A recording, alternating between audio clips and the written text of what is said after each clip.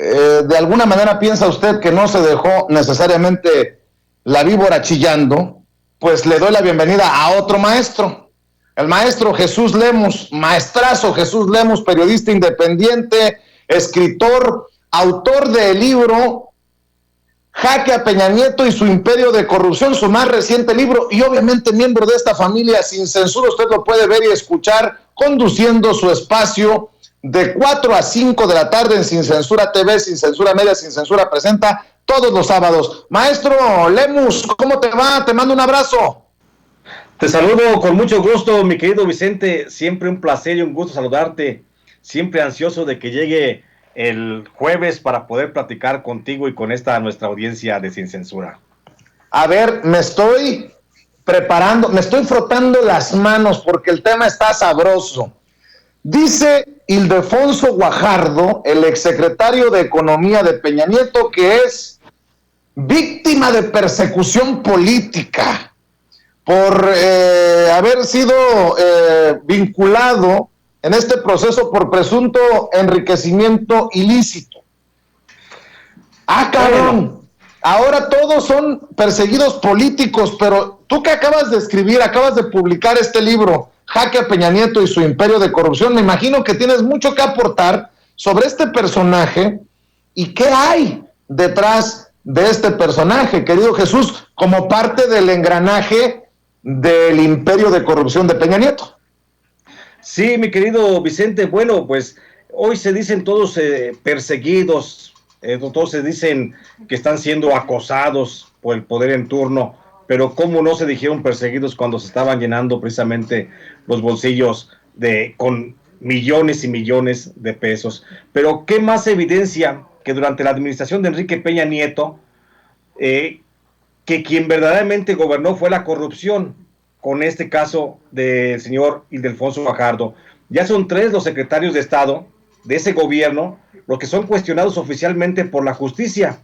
Hay que recordar primero Rosario Robles, quien sigue en prisión, después el general Salvador Cienfuegos Cepeda, que fue exonerado de manera absurda, y ahora Ildefonso Guajardo, el que fue secretario de Economía. A Ildefonso Guajardo Villarreal, la Fiscalía General de la República lo ha vinculado a proceso penal por el delito de enriquecimiento ilícito. Esto luego que la Unidad de Inteligencia Financiera, que encabeza el doctor Santiago Nieto, encontrara depósitos bancarios en sus cuentas personales por el orden de los 8 millones de pesos. Según fuentes de la Fiscalía General de la República, esos depósitos hechos de manera furtiva obedecen a presuntos sobornos que recibió el que fuera secretario de Economía, como pago a favores hechos a por lo menos 3 empresas transnacionales, las que se vieron favorecidas con trámites administrativos o trato preferencial para poder establecerse en México. Por ese hecho, catalogado como ilícito, el exsecretario Ildefonso Guajardo Villarreal, ahora que ha sido vinculado a proceso penal, podría alcanzar una sanción de 2 a 14 años de prisión y una multa de 100 a 150 días de salario mínimo, algo así como 12,322 pesos a 18,483 pesos, según lo establece el artículo 224 del Código Penal Federal. Y es que las empresas que hicieron depósitos ilegales a cambio de favores otorgados por el exsecretario de Economía de Peña Nieto pertenecen al ramo minero, de donde se desprende que los pagos a Ildefonso Guajardo pudieron haber sido por la entrega de concesiones mineras para la explotación de yacimientos de oro, plata y cobre y otros minerales. No hay que olvidar que si hubo alguien que promocionó la entrega del territorio nacional a empresas extranjeras para la explotación de la riqueza minera y energética de México bajo el amparo de la llamada reforma energética, ese fue precisamente Ildefonso Guajardo. Durante su gestión, mi querido Vicente, durante su gestión como secretario de Economía entre el 1 de diciembre del 2012 y el 30 de noviembre del 2018, Ildefonso Guajardo firmó un total de 8,410 permisos para la apertura de igual número de minas a cielo abierto. Esto en beneficio de 267 empresas mineras internacionales, principalmente canadienses y norteamericanas. Si la Fiscalía General de la República ahonda más en las investigaciones de los pagos que por soborno recibió Ildefonso Guajardo, seguramente podría ser mucho mayor a los 8 millones de pesos el beneficio que logró este exfuncionario del gobierno federal, pues la mayoría de las empresas mineras que se establecieron en México durante el pasado sexenio utilizaron el soborno como método de acción y coacción. Solo para poner en contexto el monto económico del que se pudo haber beneficiado el exsecretario que hoy se encuentra vinculado a proceso penal, hay que referir que durante el gobierno de Enrique Peña Nieto, con la intervención directa de Ildefonso Guajardo, se hizo una entrega del territorio solo a empresas mineras extranjeras por el orden de los 22.313.941 hectáreas de suelo.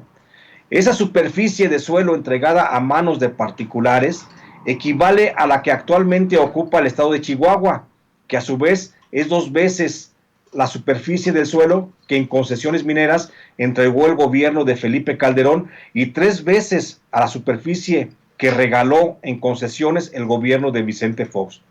Pero no es solo la entrega del territorio lo que de por sí ya es deplorable en la gestión pública de Ildefonso Guajardo, lo que más lastima. Con la entrega del suelo minero también se comprometió la seguridad de cientos de poblaciones rurales y pueblos originarios, los que fueron obligados al desplazamiento o fueron sometidos a la violencia para cometer el despojo.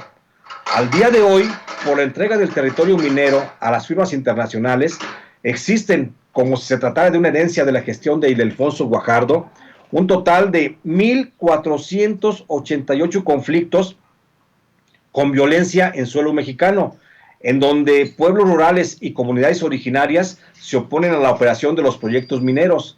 El 72% de los conflictos donde se ha desarrollado por la obra de Ildefonso Guajardo se pelea el suelo. En el 11% se disputa el control del agua. En el 7% se reclama a las mineras la contaminación del medio ambiente. En el 6% de esos conflictos se reprocha el uso de grupos armados, dígase pues miembros de la delincuencia organizada que operan como guardias de las minas. En el 2% de los conflictos, los pueblos afectados reclaman el pago de regalías, en tanto que en otro 2% los pobladores defienden los bosques o el pago justo a los trabajadores mineros.